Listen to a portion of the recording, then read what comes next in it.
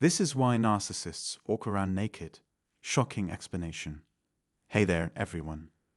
Welcome back to our channel, where we unravel the complexities of narcissistic behavior and dive into the fascinating world of human psychology. Today, we're delving into a striking contradiction: the shame avoidance of narcissistic individuals alongside their shameless acts. It's a concept that may seem puzzling at first, but as we explore further, you'll see just how prevalent this behavior is in narcissistic personalities. From blatant lies to deceitful actions, narcissists often demonstrate a complete disregard for shame, leaving those around them bewildered and hurt. And one of the most glaring examples of their shamelessness: walking around unclothed in their own homes without a care for their loved ones' discomfort. If you've ever experienced this bizarre behavior or want to learn more about it, you're in the right place. But before we dive in, I'd like to invite you to subscribe to our channel. Your support helps us raise awareness about narcissistic abuse and reach more people who may benefit from our content. Thank you for joining us today. Let's jump right into it. See, there's a natural comfort we all feel within the confines of our own space, our homes, where we often relax and may even move about without the encumbrance of clothing. This is perfectly acceptable as long as we maintain a sense of safety and decorum, especially when children are present. We ensure that our actions align with moral principles, considering the impact on those who share our living environment. However, simply being alone or comfortable in one's own home doesn't inherently imply narcissism. The crux of the matter lies in narcissists' disregard for bodily boundaries and moral principles. They exhibit a lack of respect for the personal boundaries of others, demonstrating a moral bankruptcy that extends to their actions. Unlike typical individuals, narcissists fail to consider the ethical implications of their behavior or the consequences it may have on others. Thus, it's not the act of being unclothed in private that defines narcissism, but rather the absence of moral integrity and empathy in their conduct. Repeatedly, many survivors of narcissistic abuse recount unsettling experiences of observing the narcissist casually walking around unclothed, oblivious to the discomfort it may cause or the impression it leaves.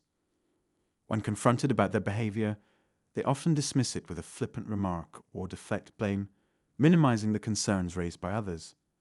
Their response may range from trivializing the issue with phrases like "you're overreacting" to asserting their perceived entitlement using statements such as "it's my home, I can do as I please."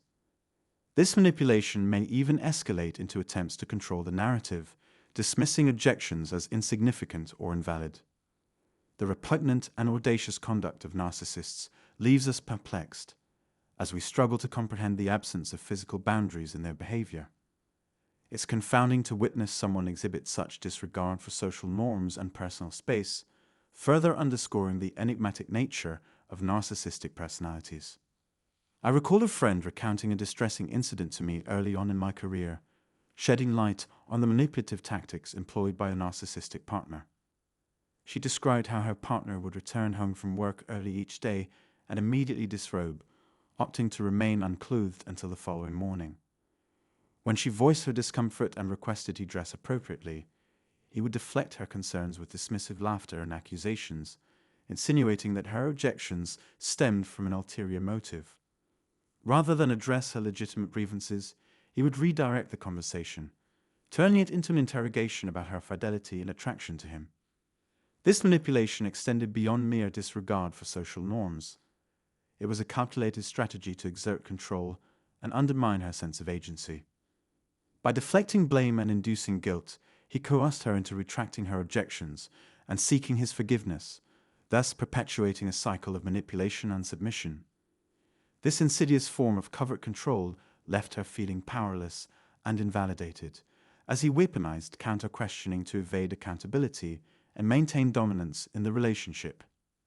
In narcissistic family dynamics, the concept of physical boundaries becomes blurred as parents exhibit behaviors without regard for the impact on their children's development. Their actions seem devoid of social awareness, akin to primal instincts observed in animals. This lack of consciousness leads to behaviors characterized by a primitive, animalistic nature, reminiscent of reptilian instincts. Growing up in such an environment, I couldn't help but perceive my father as animalistic in his mannerisms, from his eating habits to his interactions with others. Interestingly, narcissists do experience shame, albeit selectively. They readily display aggression when they feel threatened or belittled, yet they exhibit no shame in engaging in behaviors that would typically evoke societal disapproval. This selective activation of shame underscores their skewed perception of boundaries and social norms, reinforcing their primal, instinct-driven behavior.